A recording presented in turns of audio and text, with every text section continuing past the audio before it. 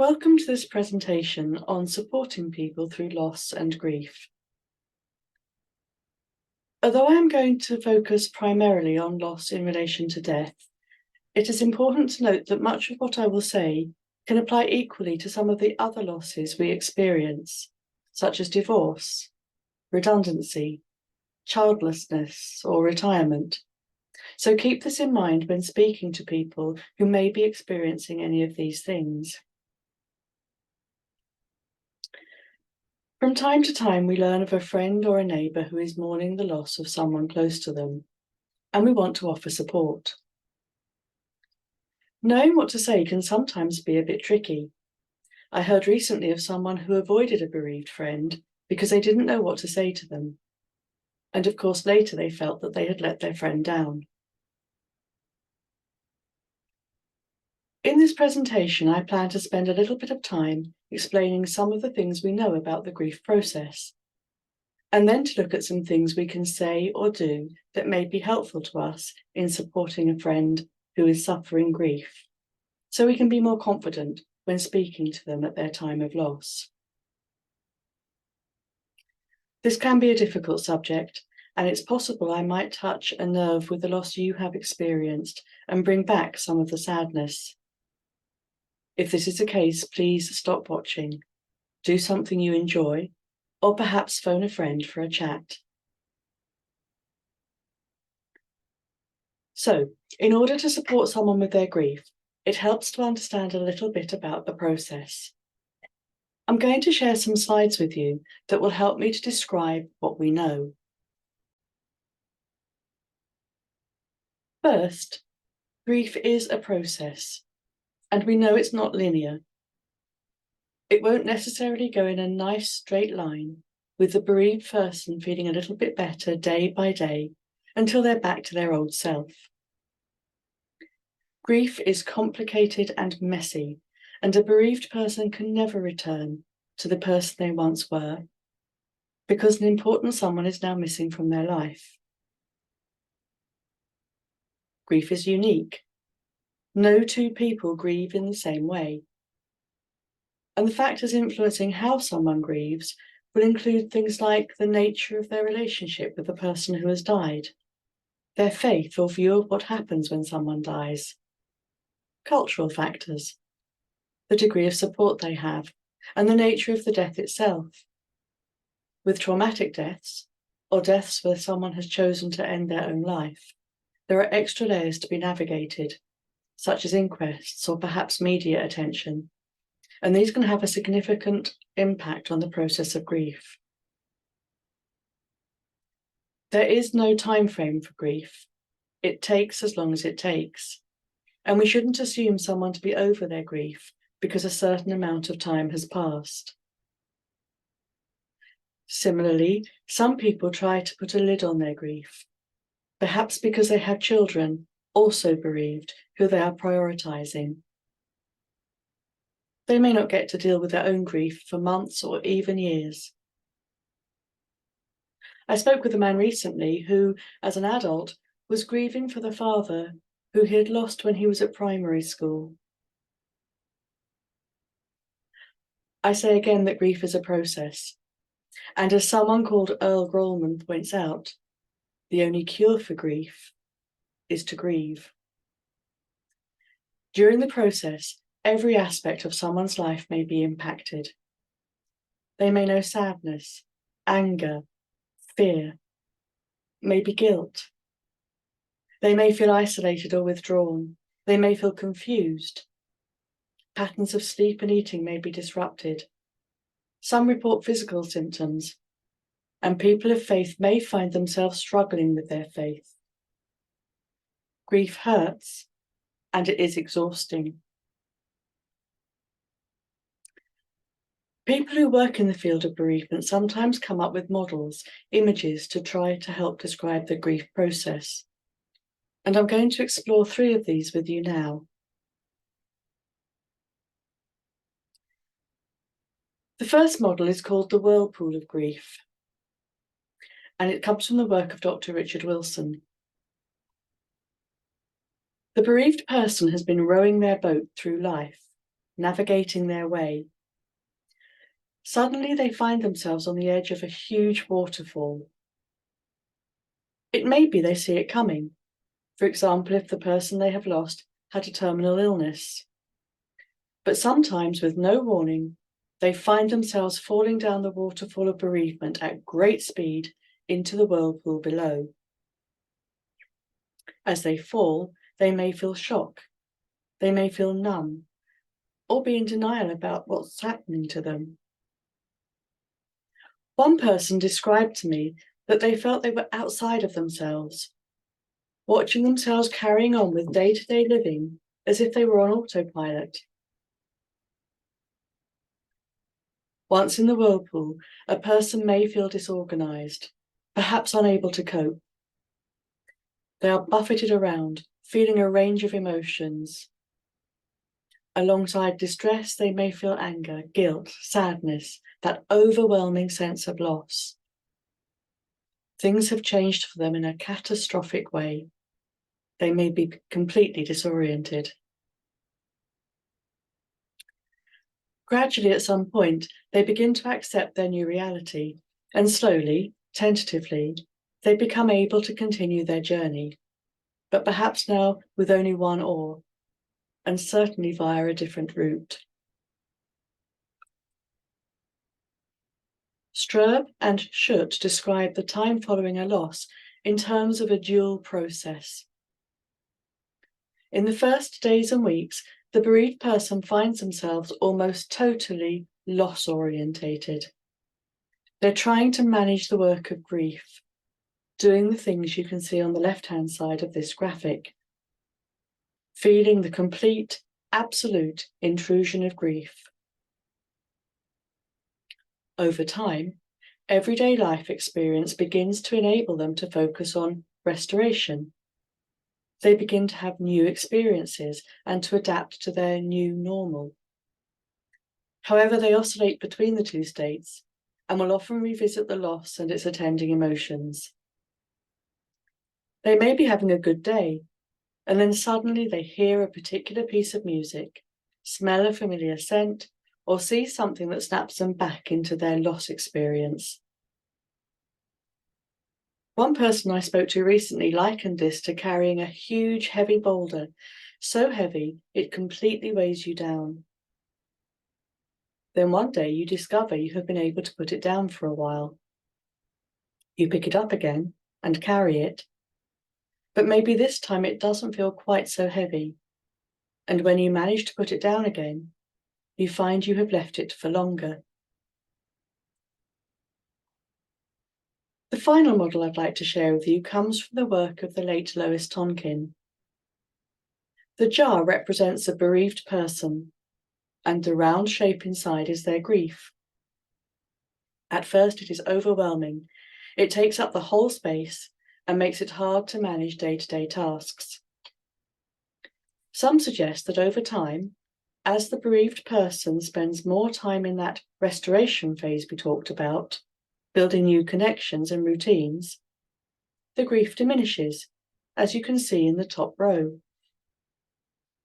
However, others report that the grief never diminishes, but that instead, new life experiences wrap around it and make it less overwhelming. In both sets of experience, there does come a time when holding the grief becomes a little easier. So now we've had a chance to understand a little more about how grief seems to work, let's consider what helps bereaved people, remembering that no two people experience grief in the same way, so we have to trust our instincts and ask the Lord for his help when offering support. I want to reiterate that there is no timescale for grief, and that we can grieve for losses other than death. You may know someone whose loss was months or even years ago, and they are still processing and being pulled back into the loss experience. We know too of the unique impact that some COVID deaths had, where loved ones were not able to see the person who was dying or to have a funeral in the way they would have wished. For some in this situation, the delay has complicated the process of grief. Knowing how to start a conversation can be difficult, but something simple like, "I'm sorry to hear of your loss. How are you feeling today?" can be all it takes to open the door to conversation. Of course, it's important to listen to what is being said to you carefully and to show you are doing this in the usual way we do in conversations, a nod of the head or a few words from time to time. "That must have been difficult," or "I'm sorry to hear that," etc. Let them lead the conversation in whatever way works for them. And if there is a pause in the conversation, don't be too quick to try and fill the space. Silence is a good opportunity for the person to reflect on their thoughts and feelings. As far as possible, try to avoid likening how you think they may be feeling to how you felt at a time of loss. Try not to say things like, "I know just how you feel," because as we have said, grief is unique, and you can't know exactly how they are feeling. You may feel a little awkward the first time you see someone following a bereavement, but don't get too hung up on what you say. It's better by far to say something than to say nothing. We know that it's important to acknowledge and reflect on grief, and many bereaved people simply want to be listened to. Saying things out loud helps to make them real and to begin the process of acceptance. So allow the person to talk about the person they've lost and what happened, even if they seem to be saying the same thing several times over. They may wish to talk about the funeral arrangements or reminisce about the person they have lost, and to be assured that whatever they are feeling is okay, a normal reaction to loss. Also be aware of any other issues that may be impacting. For example, financial worries or managing other family members. They may be anxious about upcoming birthdays and anniversaries, family events. Just let them talk these through with you. There may be tears. Why wouldn't there be? Tears are a mechanism given to us by God to help us release pressure. Think of it as being like a sponge. Once it becomes saturated, overloaded, the water starts to pour out. That's how it is with us. If our emotions are overloaded, the tears will come. If someone becomes tearful, just sit with them. Hold the space. Hold the silence. Your presence may be all they need at that time. Try to check too on their well-being. Grief hurts and is exhausting, and although they may not feel like it, it's important they attend to their self-care, eating and sleeping, etc. So if you get a chance, just check how these are going.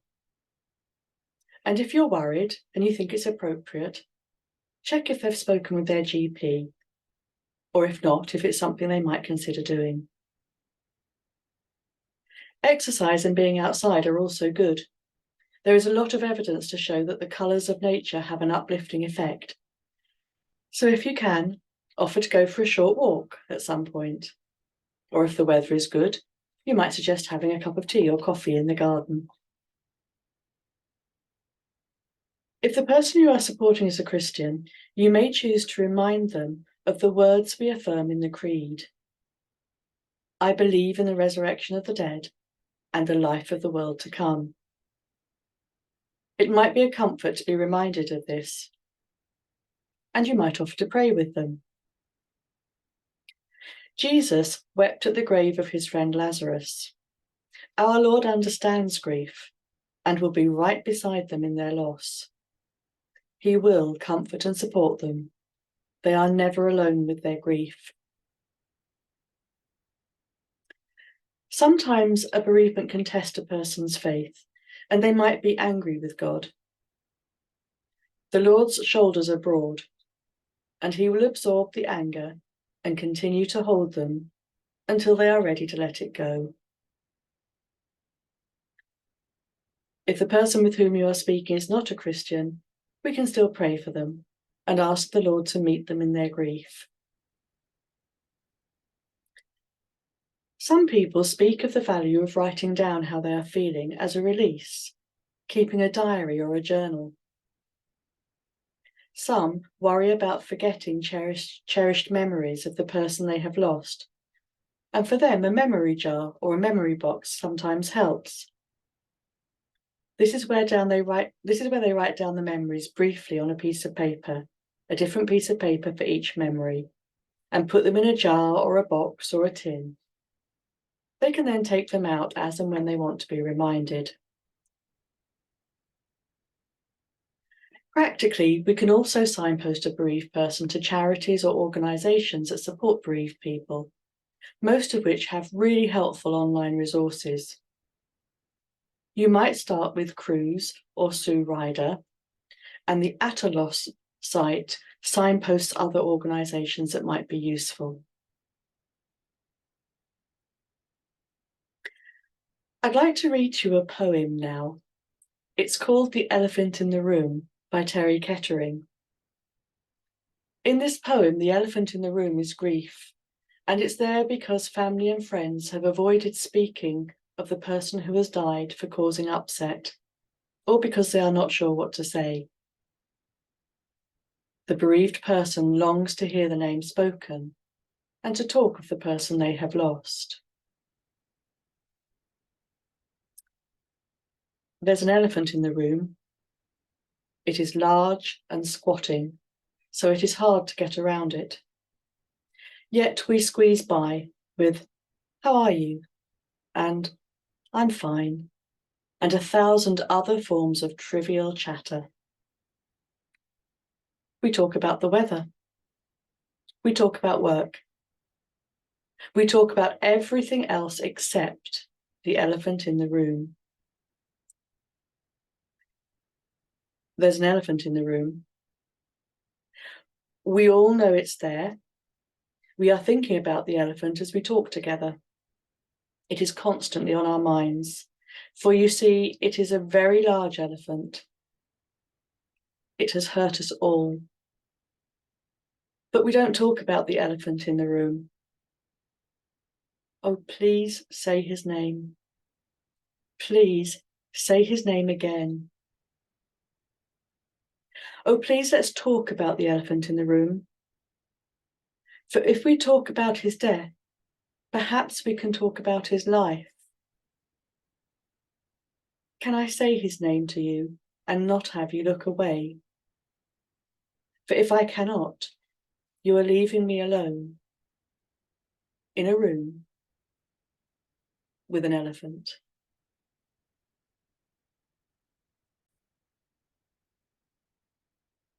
I hope you found this look at how we might support people through loss and grief useful.